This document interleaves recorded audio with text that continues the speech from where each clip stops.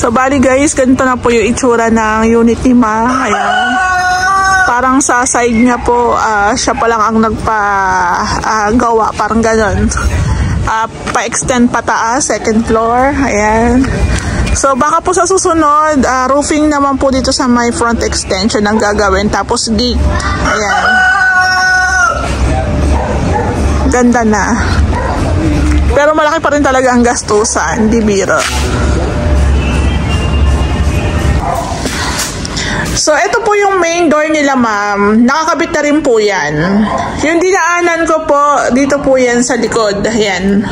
Parang side door, parang ganun po. So, pinagtatakpan po muna nila. Pati rin po itong main door namin, tinakpan po muna namin kasi nga, nagka-plastering sila. So madudumihan. Sabi ko, ingatan kasi baka magasgasan.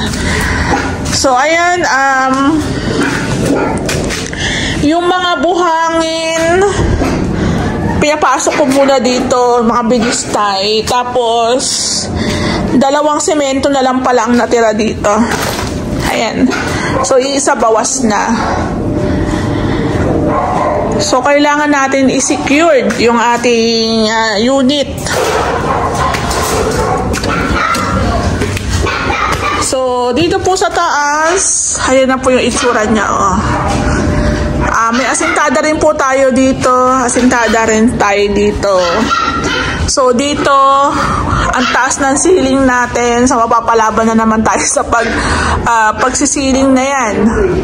So, doon po, naka-plastering na. Kaso, nakarang order po pala namin ng materials. Hindi namin nabilihan ng flashing. Sayang, sana. I mean, flashing yung plain sheet. Hindi pa namin nabilihan. Sana bago si Kuya Buk bumalik ng Lumina, nalagyan na ng plain sheet. Pero okay lang din naman kung umulan, magka-leaks. Okay lang naman kasi syempre hindi pa naman to tapos. So mapapansin nyo may mga liwanag dyan. So wala pa tayong plain sheet o flashing na nilagay tapos wala pang waterproofing. So, ito po, siguro ang sunod na gagawin po dito is pagkikisame na. Pwede na rin po namin i-ready yung mga tiles ni ma'am. Pero ito po kasing unit ni ma'am, ang daming ipa-plastering. Ang dami pong pa-plastering, papalitadahan. Ayan o. Kasi ito pong unit nila, nakuha po nila to, wala pa talagang palitada. So, kailangan po talagang palitadahan. Pero ang pagkakaalam ko, yung taas na part, ito na lang. Tapos dito na lang na part, ayan o, medyo mapapalaban tayo ng plastering dyan. So, pinagtatakpan, yung mga ito yung para sa uning, pinagtatakpan muna kasi baka, syempre, baka mapasok. So, ayan, nagpapasalamat din po ako sa may-ari kasi sa amin to pinagkatiwala. Tsaka na-excited po ako sa itsura, sa labas po kasi ang itsura parang ang laki. Ang laki, pero tapos dito sa loob, lumaki rin talaga. Lumaki rin po talaga siya. Ang pagkakaalam ko pong sukat nito is 60 yung pinaka-unit. Tapos yung lot area 70. 60 by 70. Hindi na po ako akit kasi ano nga po to sa tuhod. Natatakot ako pag pababa na. Ayan po, picturean lang natin. Ayan.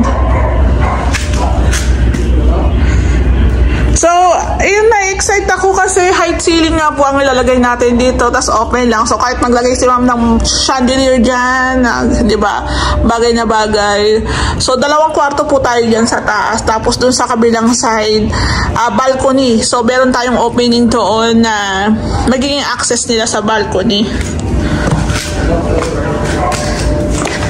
So, ayan, na-share ko lang itong project namin sa Carmona. Ang bait din po ng may-ari nito.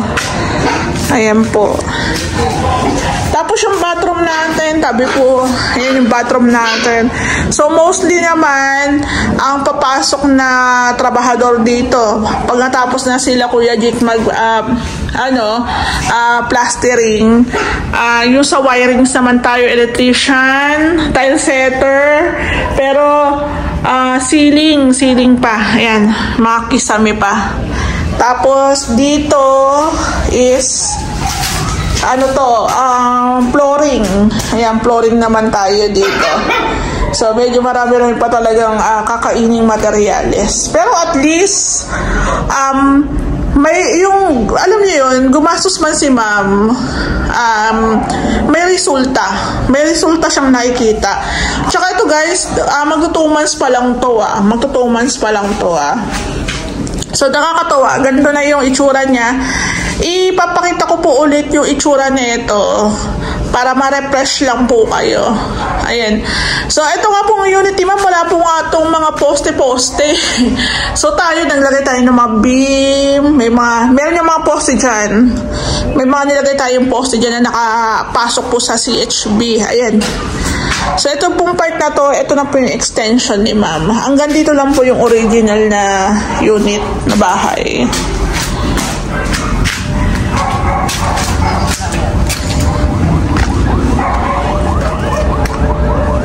Hello po, good morning. Ayan, update po tayo. Ito po yung project namin sa Carmona.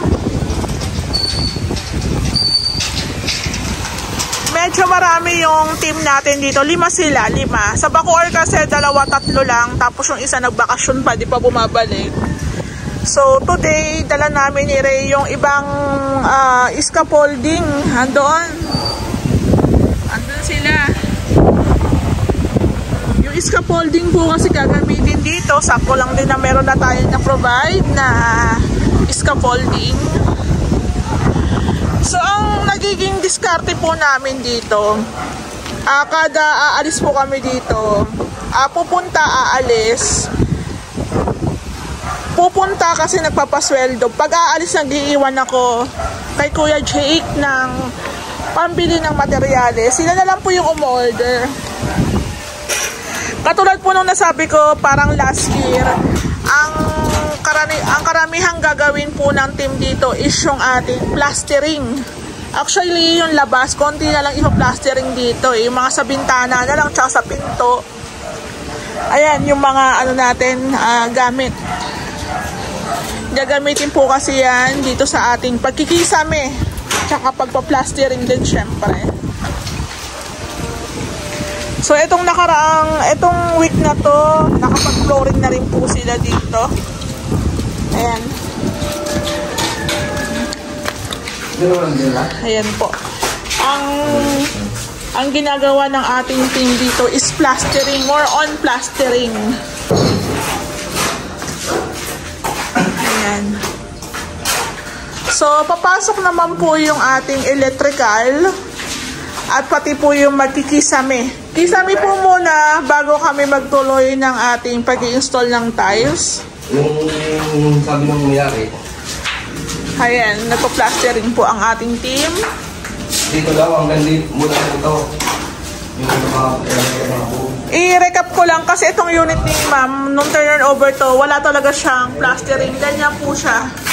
CHP finish. So dito dahil loft style yung bahay. So, mataas talaga ang ceiling. Ayan po. So, ang ilalagay po dito is awning. Ayan, awning po ang ilalagay dyan. Tapos, ito nga pong loft, naging second floor na. Second floor na po siya. So, konti na lang ang ipa-plastering ng ating team.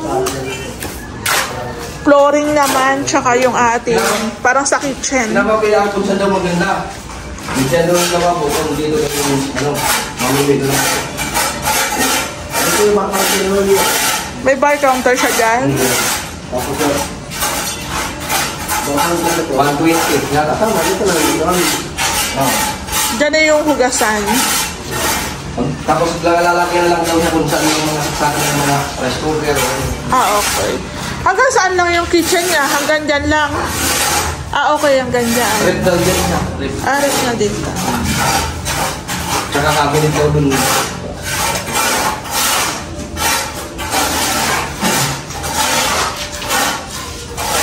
Ayun, tiles ko. Sukatan mo na. So today, isa din sa gagawin namin dito, magsusukat na kami. Si Ray, magsusukat na para sa tiles, kung ilan na magagamit sa taas, dito sa baba, sa garage. Kasi pwede naman na po siyang sukatan. Isa pa sa gagawin natin dito is yung ating hagdan. Hagdan. Ayan po, oh. So, medyo mataas yung ating kikisamihan. Mapapalaban na naman ang ating team dito. Pero syempre, iba-iba po kasi ang nakatoka dyan. Iba-iba ang nakatoka, kaya carry lang yan. Akit tayo sa hagdan. Up, dandan.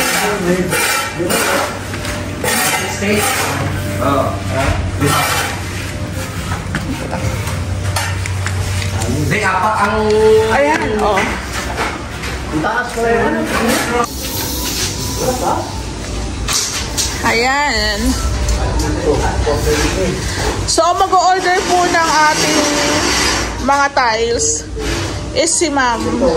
Ayan.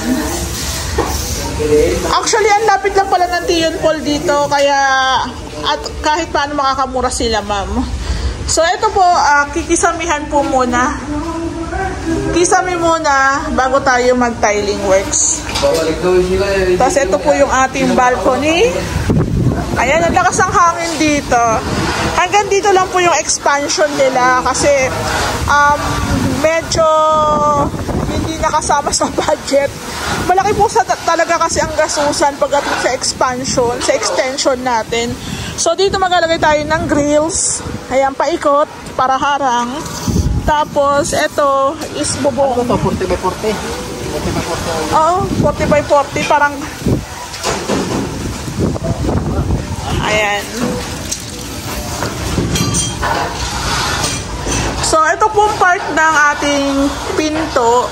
Hindi pa ma-finish kasi wala pa yung pinto, yung hamba. Kaya kasi andyan na yung hamba eh. So, konti na lang naman. Ito na lang yung ipa-plastering dito. Mostly dito na lang talaga sa baba. Ayan, o.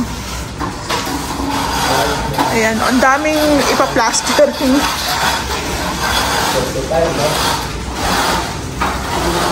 So, yung kabilang base na lang. So, bali, ito po ang unit ni Ma'am. Pag nakisamihan na po ito, tsaka naman po tayo maglalagay ng partition. Room partition. Ang room partition po natin is dalawa lang po ito. Dalawa lang. So, ang gagamitin na lang po natin dito is share board o drywall partition po ang gagawin natin dito. Para hindi naman na masyadong pabigat.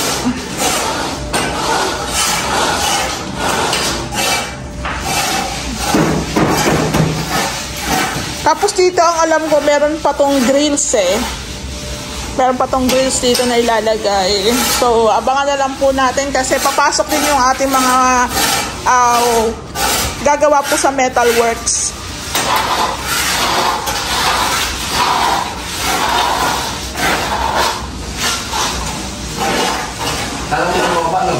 Hello po, good morning. So, yung ginagawa naman po ng ating team is yung ating bintana. Gusto kasi ni Ma'am yan is sliding. So, nagtibag lang kami ng konti para medyo lumaki yung ating mga windows dito. Ayan po. So, halos natapusan nila yung plastering. Konti na lang. Tapos, kasama mo namin ni Ray, sila Kuya Limwell, sila Kuya Jerry. Nagdala po kami ng mga accessories, materials po para sa ating wirings. Ayan. Wirings na po ang gagawin ng team natin dito. Wirings, kisame. Ayan. So, andito sila, Ma'am.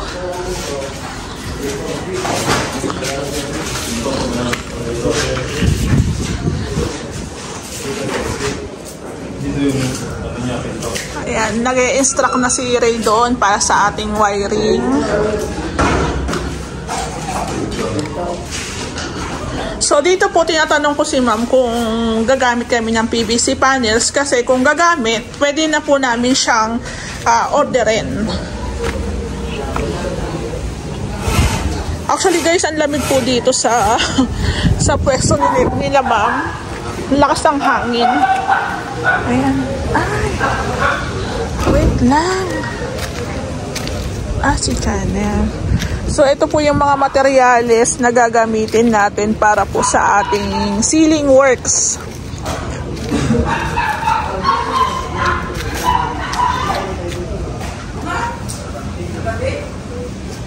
Hello po, good morning. Today is Saturday. Update po tayo sa Carmona project natin. Ayan.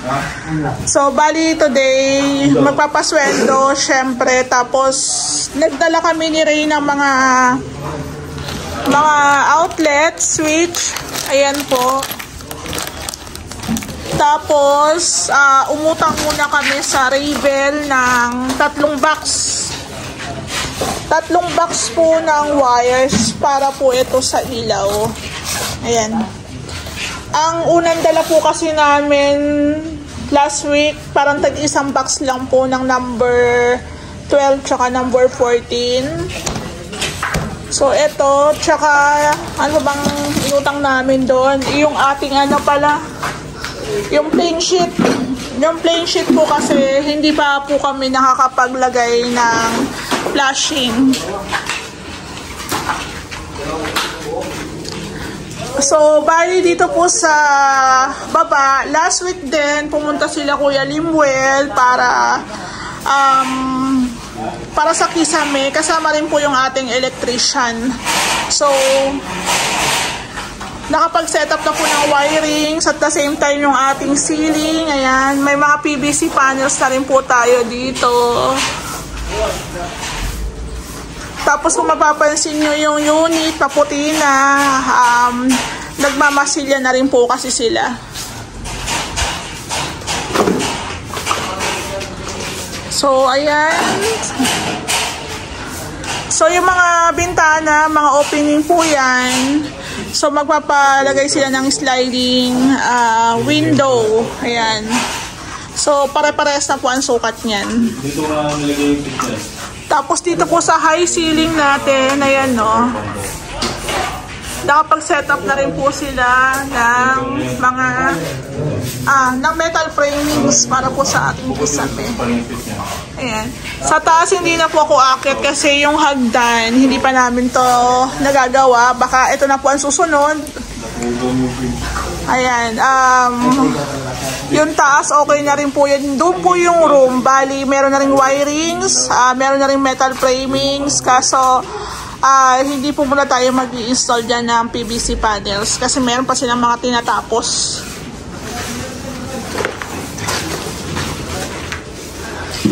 So, bali, ito yung ating kitchen area. Kitchen natin, ito po yung ating setup. So, ito pong malapad na to, bar counter po ito. Gusto ni ma'am, may bar counter siya. So, dito po yung kalan. Dito po yung lababo. Tapos hanggang doon lang. Then, meron tayong space na tinira para po yata yung sa rep. Ayan. So, lahat ng kikisamihan na. Ayan. So, hinihintay lang yung mga abang para sa wirings, outlets. Ayan. So, may mga nakaabang na rin po tayo.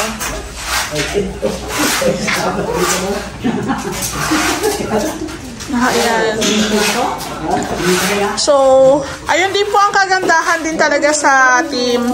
Meron na tayong electrician para, kasi siya na nakakaalam yan eh. So, dito na po yung ating panel board. Ayan po. So, dati po itong part na to, kaya meron tayo nilagay ng PVC panels. Kasi meron dyan beam. So, medyo masakit sa mata. So, hinaid na lang po natin. Ayan. So, dito po sa labas, nagbubuhos po para sa flooring. Ayan. Tapos, dito po sa ating balcony, may masilya na rin po siya. Yung hamba, na-install na. Ayan. So, bali ang gagawin po dito flashing kasi wala pa tayong flashing. Tapos, roofing po dito sa may harapan. So, order rin po kami ulit ng mga yero, syempre. Kasi yung in-order po namin last time, para lang po yun dito sa may taas. Ito nga po pala yung plain sheet. Ito po, may kulay, makapal. 5 piraso po ito. Ayan, gagamitin.